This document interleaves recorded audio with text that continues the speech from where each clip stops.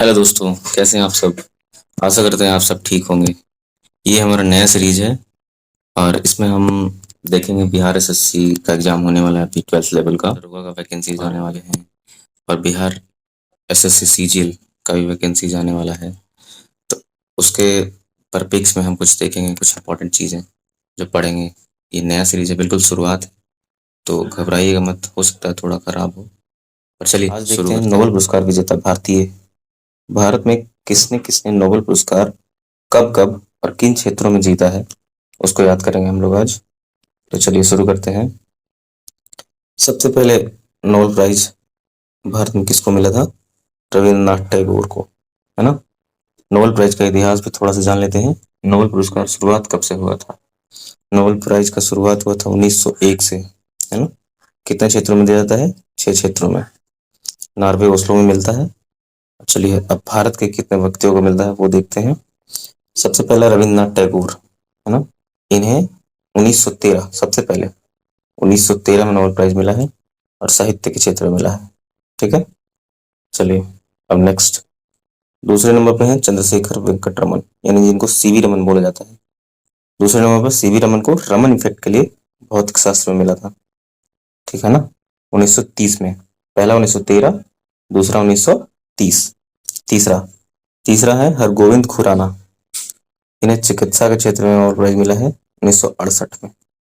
पहला हम लोग पढ़े 1913, दूसरा 1930, तीसरा 1968, है ना।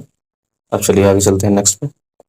नेक्स्ट है मदर टेरेसा, शांति के क्षेत्र में भारत के पहला नोबेल पुरस्कार इनको मिला था, मदर टेरेसा को, है ना। ये इनको शांति के क्षेत्र में मिला है 1979 में। पहला 1913, दूसरा 1930, तीसरा 1968 और चौथा 1979। किनको किनको? रविन्द्रनाथ टैगोर पहला साहित्य के क्षेत्र में 1913 में, चंद्रशेखर वेंकट रमन भौतिक शास्त्र में 1930 में, हरगोविंद खुराना चिकित्सा में 1968 में और मदर टेरेसा को 1979 में शांति के क्षेत्र में मिला है। चलिए नेक्स्ट चलते हैं। नेक्स्ट पे है सुब्रमण्यम चंद्रशेखर, जिनको एस चंद्रशेखर भी वो कहा जाता है। सुब्रमण्यम चंद्रशेखर को भौतिकी शास्त्र में मिला था 1983 में। याद करिए, एक और भौतिकी में मिला था किनको? सीवी रमन को, और दूसरा सुब्रमण्यम चंद्रशेखर को। पहला सीवी रमन को 1930 में और दूसरा सीवी रमन को भौतिकी में मिला 1968 में, सॉरी 1983 में। 1968 में तो हरगोविंद खुराना को मिला था चिकित्सा के क्षेत्र में, है ना। चलिए नेक्स्ट चलते हैं। फिर है अमर्त्य सेन, अमर्त्य सेन को अर्थशास्त्र के क्षेत्र में मिला है 1998 में। फिर है वी एस नायपॉल, इनको साहित्य के क्षेत्र में मिला है। एक साहित्य के क्षेत्र में और मिला था किनको? रविन्द्रनाथ टैगोर को। कब? 1913 में, वो हम लोग पहले पढ़ चुके हैं। और ये मिला है 2001 में, वी एस नायपॉल को साहित्य के क्षेत्र में 2001 में। फिर है वेंकटरमन रामकृष्णन, इनको रसायन के क्षेत्र में मिला है, एकमात्र रासायनिक जिनको नोबेल पुरस्कार मिला है भारत का। इनको मिला है 2009 में, है ना। चलिए नेक्स्ट चलते हैं। नेक्स्ट है कैलाश सत्यार्थी, कैलाश सत्यार्थी को शांति के क्षेत्र में मिला है 2014 में। फिर है अभिजीत बनर्जी, अभिजीत बनर्जी को अर्थशास्त्र मिला है 2019 में, है ना। चलिए रिवाइज करते हैं। पहला किनको मिला था? पहला मिला था रविन्द्रनाथ टैगोर 1913 साहित्य के क्षेत्र में। दूसरा चंद्रशेखर वेंकट रमन भौतिक शास्त्र 1930 में। तीसरा हरगोविंद खुराना को 1968 में मिला था चिकित्सा के क्षेत्र में। चौथा मदर टेरेसा को शांति के क्षेत्र में और 1979 में मिला था। पांचवा सुब्रमण्यम चंद्रशेखर को भौतिक शास्त्र में यानी फिजिक्स में मिला था 1983 में। अमर्त्य सेन को अर्थशास्त्र में मिला था 1998 में। वी एस नायपॉल को मिला था साहित्य में 2001 में। वेंकट रमन रामकृष्णन को मिला था रसायन में 2009 में। कैलाश सत्यार्थी को शांति में मिला था 2014 में। अभिजीत बनर्जी को अर्थशास्त्र में मिला था 2019 में। ओके, चलिए अब नेक्स्ट टॉपिक पे चलते हैं।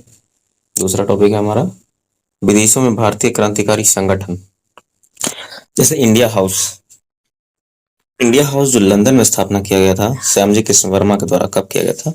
1905 में। भारत के आजादी में क्रांतिकारियों ने अपने अपने प्रयास किए थे, उसमें से श्यामजी कृष्ण वर्मा लंदन में इंडिया हाउस का स्थापना किया गया 1905 में, है ना। फिर अभिनव भारत का स्थापना किसने किया था, ये किससे संबंधित है, तो वी डी सावरकर, है ना। 1904 में, ये भी लंदन में हुआ था। India House 1905 London, Shyamji Krishna Varma. Abhinav Bharat 1904 London, B D Savarkar. और नेक्स्ट है इंडियन इंडिपेंडेंस लीग 1907 अमेरिका में, तारकनाथ दास ने किया था इसका स्थापना, ठीक है।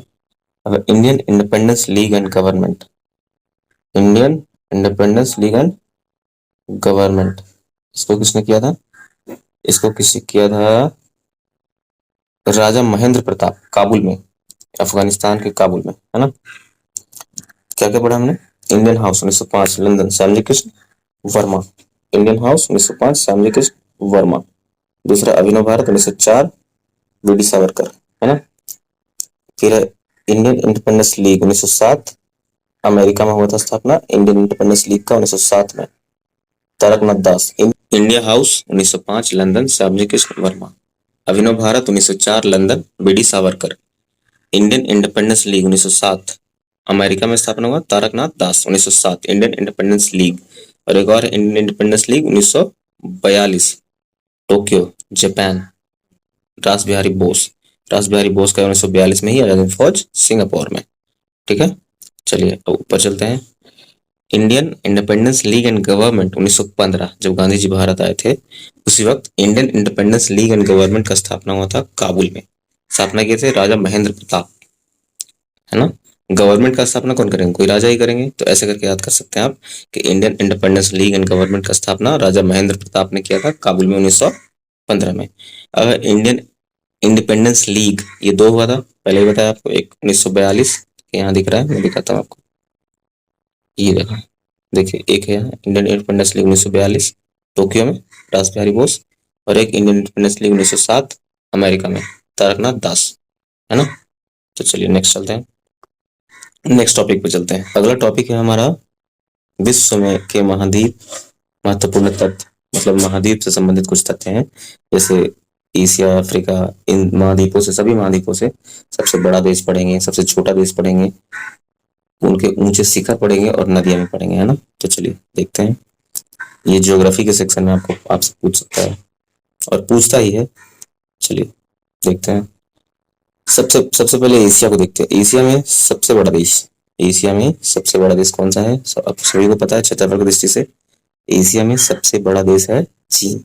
सबसे छोटा देश है मालदीव, जो हमारे प्यारे देश भारत के नीचे ही स्थित है।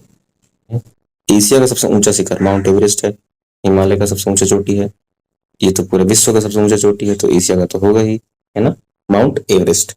सबसे लंबी नदी एशिया का यांगसी, यांगसी सीकियांग इसको भी बोलते हैं, जो चीन में बहती है ना।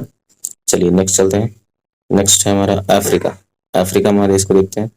अफ्रीका महादेश का सबसे बड़ा देश कौन सा है, तो अफ्रीका महादेश का सबसे बड़ा देश है हमारा अल्जीरिया, है ना। अफ्रीका का सबसे बड़ा देश है अल्जीरिया। और सबसे छोटा देश है म्योटो, म्योटो।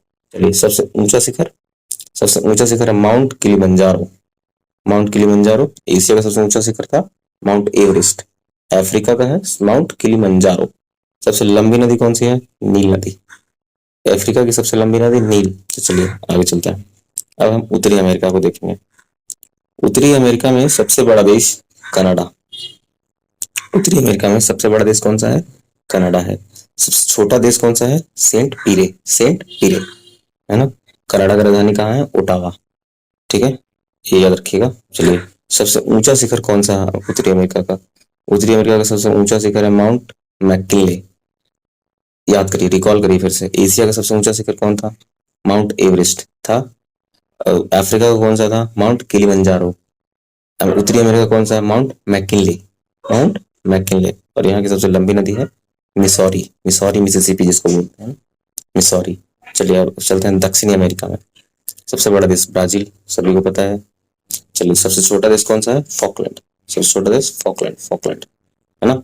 सबसे ऊंचा शिखर ओस डेल सलाडो, ओजस डेल सलाडो, दक्षिण अमेरिका का ओएस डेल सलाडो। उत्तरी अमेरिका का माउंट मैकिनले था ना, माउंट मैकिनले, ठीक है। और सबसे लंबी नदी है अमेजन, सबसे लंबी नदी अमेजन। अब चलते हैं अंटार्कटिका में। देखिए अंटार्कटिका में तो पूरा बर्फ से ढका है, तो वहां कोई देश है नहीं, वहां किसी देश की सीमाएं नहीं है, कोई छोटा देश कोई बड़ा देश है नहीं, तो वहां देश और छोटा देश में खाली जगह है ना। वहां की सबसे ऊंची शिखर है विंसप मैसिव। अंटार्कटिका की सबसे ऊंची शिखर विंसप मैसिव। सबसे लंबी नदी ओनिक्स, ओनिक्स नदी अंटार्कटिका में बहती है, जो कि सबसे लंबी है वहां की। अब चलते हैं यूरोप में। हमारा यूरोप, जहाँ पे भी युद्ध के आसार बन रहे हैं, उनको देखते हैं। चलिए देखिए, सबसे बड़ा देश यूरोप का रूस है। रूस जो है सो एशिया में पड़ता है और यूरोप में भी पड़ता है, लेकिन वो पूरी तरह से एशिया में नहीं है, इसीलिए उसको एशिया में नहीं गिनते हैं, उसको यूरोप में ही देखते हैं। तो रूस का सबसे सॉरी यूरोप का सबसे बड़ा देश रूस हो गया। सबसे छोटा देश कौन सा है? वेटिकन सिटी है ना। सबसे ऊंचा शिखर माउंट एल्ब्रूस, यूरोप का सबसे ऊंचा शिखर माउंट एल्ब्रूस। सबसे छोटा देश वेटिकन सिटी, सबसे बड़ा देश रूस, और सबसे लंबी नदी वोल्गा, वोल्गा है ना। चलिए नेक्स्ट ऑस्ट्रेलिया में आते हैं। ऑस्ट्रेलिया महाद्वीप का सबसे बड़ा देश है ऑस्ट्रेलिया, और उत्तरी अमेरिका का सबसे बड़ा देश कौन सा था? कनाडा। तो चलिए अब ऑस्ट्रेलिया में आते हैं। ऑस्ट्रेलिया का सबसे छोटा देश कौन सा है? नौरू। ऑस्ट्रेलिया का सबसे छोटा देश नौरू। ऊंचा शिखर माउंट कोसिस्को, माउंट कोसिस्को। सबसे लंबी नदी मर्रे, जिसको मर्रे डार्लिंग भी बोलते हैं, है ना। सबसे लंबी नदी कौन सी? मर्रे। चलिए अब नेक्स्ट टॉपिक पे चलते हैं। नेक्स्ट टॉपिक है हमारा गुरु, प्रमुख व्यक्ति एवं उनके संबंधित गुरु कौन कौन से थे, ठीक है। चलिए देखते हैं। चंद्रगुप्त मौर्य, जो मौर्य वंश के संस्थापक थे, इनके गुरु कौन थे? चाणक्य थे। चाणक्य, कौटिल्य, विष्णुगुप्त, इन्हीं का नाम है ना। और इन्होंने अर्थशास्त्र नामक पुस्तक लिखी थी, जिसमें राजनीति लिखा होता है ना। तो पूछता है कभी कि अर्थशास्त्र किससे संबंधित है? राजनीति शास्त्र से, ठीक है। चलिए आगे, सिकंदर महान, सिकंदर के गुरु कौन था? सिकंदर के गुरु थे अरस्तु, है ना। और अरस्तु कौन थे? अरस्तु के थे प्लेटो, प्लेटो। अरस्तु के प्लेटो और प्लेटो के सुकरात। देखिए लाइन से, चंद्रगुप्त मौर्य को तो सबको जानते हैं, चाणक्य था। सिकंदर महान के अरस्तु, अरस्तु के प्लेटो, प्लेटो के सुकरात, ठीक है। अब आगे चलते हैं। महात्मा गांधी, महात्मा गांधी के गोपाल कृष्ण गोखले। फिर गोपाल कृष्ण गोखले के कौन थे? अब तो गोपाल कृष्ण गोखले थे एम जी रनाडे, थे एम जी रनाडे, महादेव गोविंद रनाडे, ऐसा करके नाम था इनका करके, है ना। चलिए अब कबीर के, कबीर के रामानंद, कबीर के गुरु थे रामानंद। सूरदास के महाप्रभु वल्लभाचार्य, सूरदास के महाप्रभु वल्लभाचार्य। मीराबाई के रैदास, मीराबाई के गुरु रैदास थे, है ना, रैदास। तुलसीदास के बाबा नरहरि, तुलसीदास के नरहरि, है ना, तुलसीदास के नरहरि। मीराबाई के रैदास। सुभाष चंद्र बोस के चित्तरंजन दास, सुभाष चंद्र बोस के गुरु कौन थे? चित्तरंजन दास। फिर है शिवाजी के राजनीतिक गुरु दादा कोंडदेव, दादा कोंडदेव थे ना, देव, वो शिवाजी के राजनीतिक गुरु थे। अब आगे चलते हैं। आगे हैं शिवाजी के आध्यात्मिक गुरु कौन थे? राजनीतिक गुरु हो गए दादाजी कोंडदेव, और आध्यात्मिक गुरु कौन हुए? गुरु रामदास, आध्यात्मिक गुरु गुरु रामदास शिवाजी के। बिरसा मुंडा गुरु कौन थे? आनंद पांडे, बिरसा मुंडा के आनंद पांडे। और स्वामी विवेकानंद के कौन थे? तो रामकृष्ण परमहंस। और स्वामी दयानंद सरस्वती, जो आर्य समाज की स्थापना किए थे, उनके कौन थे? तो स्वामी ब्रिजानंद, ब्रिजानंद, है ना। चलिए अब नेक्स्ट टॉपिक पे चलते हैं अपना। नेक्स्ट टॉपिक है हमारा उगने वाले पौधे, पत्तियां, है ना, उनको देखेंगे हम भी। चलिए देखते हैं। जैसे वनस्पति कहाँ कहाँ उगते हैं, उनके क्या क्या नाम हो सकते हैं, नाम क्या क्या होते हैं, वो देखेंगे अभी हम, ठीक है। चलिए देखिए, हाइड्रोफाइट, हाइड्रोफाइट जल प्लावित क्षेत्रों की वनस्पति, ऐसे याद करिए इसको, जो जल में उगता है। तो जल को हाइड्रो बोलते हैं, हाइड्रो, जैसे जल के घनत्व को नापने के लिए हाइड्रोमीटर का उपयोग करते हैं ना, तो वैसे ही जल प्लावित क्षेत्रों में उगने वाले वनस्पति को कहते हैं क्या? हाइड्रोफाइट। उष्ण कटिबंधीय मरुस्थलीय क्षेत्रों की वनस्पति कौन सी है? उष्ण कटिबंधीय मरुस्थलीय क्षेत्रों की वनस्पति कौन सी है? जीरोफाइट। जैसे मरुस्थल में, तो ऐसे याद करिए, मरुस्थल में पानी नहीं होता है, जीरो पानी होता है, तो इसलिए इसको जीरोफाइट बोलते हैं, ठीक है। चलिए नेक्स्ट, नेक्स्ट है उष्ण कटिबंधीय जलवायु वाली घास एवं वनस्पति, ट्रोफोफाइट बोलते हैं, ट्रोफोफाइट, ठीक है। चलिए आगे, नमकीन क्षेत्र यानी कि नमक वाले क्षेत्र में पाई जाने वाली वनस्पति इसको बोलते हैं हेलोफाइट, हेलोफाइट। नमकीन, हैलोफाइट। ठीक है। अब चलिए, दलदली एवं भूमध्य रेखीय उष्मा एवं आर्द्रता वाली भूमि, इसको बोलते हैं हाइग्रोफाइट। देखिए, आर्द्रता मापते हैं किससे? हाइग्रोमीटर से मापते हैं। तो ये आर्द्रता वाली वनस्पति दलदली उस भूमध्य रेखीय उष्ण एवं आर्द्रता वाली वनस्पति में कौन सा होता है? तो हाइग्रोफाइट होता है। हाइग्रोफाइट दलदली भूमि में हाइग्रोफाइट। चलिए आगे चलते हैं। टुंड्रा एवं शीत प्रधान क्षेत्र। टुंड्रा मतलब जहाँ ज्यादा बर्फ रहता है, एकदम बर्फ से ढका हो। तो वैसे में क्या होगा? ऐसे याद करेंगे इसको। मान लो बहुत बर्फ है, ठंडे लगेगी, क्या होगा? रोएंगे। तो क्राई क्राई करेंगे, है ना? तो क्रायोफाइटा। टुंड्रा एवं शीत प्रधान क्षेत्र में क्रायोफाइटा। ठंडा लगेगा तो रोएंगे, क्राई करेंगे, है ना? तो क्रायोफाइटा। ठीक है। अब आगे चलिए। फिर है कड़ी चट्टानों में उगने वाली वनस्पति। कड़ी चट्टानों में उगने वाली वनस्पति कौन सी है? कड़ी चट्टानों में उगने वाली वनस्पति है हमारा लिथोफाइट। लिथोफाइट। ठीक है। फिर है शीतोष्ण कटिबंधीय क्षेत्र में, तो ये है मेसोफाइट। शीतोष्ण कटिबंधीय में मेसोफाइट। ठीक है। अब चलिए नेक्स्ट टॉपिक पे चलते हैं। वीडियो थोड़ा बड़ा हो रहा है, लेकिन बहुत सारी चीजें जानकारी हो रही है इसमें हमें, और साथ में हम याद भी कर रहे हैं, उसको दोहरा रहे हैं, रिवाइज कर रहे हैं ना। तो चलिए नेक्स्ट टॉपिक पे चलते हैं। ये लास्ट टॉपिक रहेगा, फिर खत्म करेंगे, है ना? क्योंकि वीडियो काफी लंबा हो जाएगा फिर। चलिए, इसमें हम देखते हैं सबसे बड़ा पुष्प कौन सा है। सबसे बड़ा पुष्प रिफ्लेशिया, जिसका पूरा नाम है रिफ्लेशिया और नोल्डाई। रिफ्लेशिया आप सिर्फ याद रखिए, सबसे बड़ा पुष्प रिफ्लेशिया। सबसे छोटा पुष्प वुल्फिया। सबसे कठोर लकड़ी हार्डविकिया बाइनेटा। हार्डविकिया बाइनेटा। सबसे कठोर लकड़ी हार्डविकिया बाइनेटा। सबसे हल्की लकड़ी, सबसे हल्की लकड़ी है ओक्रोमा लेगोपस। सबसे हल्की लकड़ी ओक्रोमा लेगोपस। सबसे बड़ा आवृत बीजी वृक्ष यूकेलिप्टस। मतलब आवृत बीजी वृक्ष में सबसे बड़ा कौन होता है? तो है यूकेलिप्टस। यूकेलिप्टस। सबसे छोटा आवृत बीजी वृक्ष, सबसे छोटा आवृत बीजी पौधा कौन सा है? लेमना। लेमना का पौधा। सबसे बड़ा वृक्ष, सबसे बड़ा वृक्ष है सिकोया। सबसे बड़ा आवृत बीज वृक्ष है यूकेलिप्टस और सबसे बड़ा वृक्ष है सिकोया। समझ गए? अब जी आगे चलते हैं। सबसे बड़ा बीज लोडेसिया। Lodoicea, Lodoicea. सबसे बड़ा बीज है लोडोसिया का, और सबसे बड़ा बीज लोडोसिया का था। और एक और इससे संबंधित है, देखिए नीचे में आएगा। सबसे बड़ा फल भी लोडोसिया का होता है, जिसका सबसे बड़ा बीज उसका सबसे बड़ा फल, है ना? चलिए, सबसे छोटा बीज किसका होता है? सबसे छोटा बीज होता है आर्किड का। आर्किड, है ना? सबसे छोटा बीज है आर्किड का। सबसे बड़ा बीजांड साइकस। सबसे बड़ा बीजांड साइकस। सबसे बड़ा पत्ती विक्टोरिया रीजिया। सबसे बड़ा पत्ती विक्टोरिया रीजिया। सबसे छोटा पादप कोशिका माइकोप्लाज्मा। सबसे छोटा पादप कोशिका माइकोप्लाज्मा। सबसे लंबा गुणसूत्र ट्राइलियम। सबसे लंबा गुणसूत्र ट्राइलियम, ट्राइलियम। और सबसे छोटा गुणसूत्र सेवाल का होता है ना? सबसे सबसे ज्यादा गुणसूत्र वाला पौधा कौन सा है? ओफियोग्लोमस। सबसे बड़ा फल कौन सा है? लोडेसिया, पढ़ा है मैंने, पहले ही पढ़ चुका। सबसे बड़ा फल और सबसे बड़ा बीज लोडोसिया का होता है। ठीक है। फिर जीवित जीवाश्म, इसको इन सबको मिटाता हूँ मैं। जीवित जीवाश्म किसे कहते हैं? जीवित जीवाश्म कौन सा है? साइकस। जीवित जीवाश्म साइकस। सबसे छोटा सवाल क्लेमाइडोमोनास। सबसे छोटा सवाल क्लेमाइडोमोनास। Chlamydomonas, Chlamydomonas. 4-5 बार पढ़िए, आपको याद हो जाएगा, है ना? अब चलिए, फिर है सबसे, क्या है? सबसे बड़ा सवाल है कौन सा? माइक्रोसिस्टिस। माइक्रोसिस्टिस सबसे बड़ा सवाल है, माइक्रोसिस्टिस। ठीक है।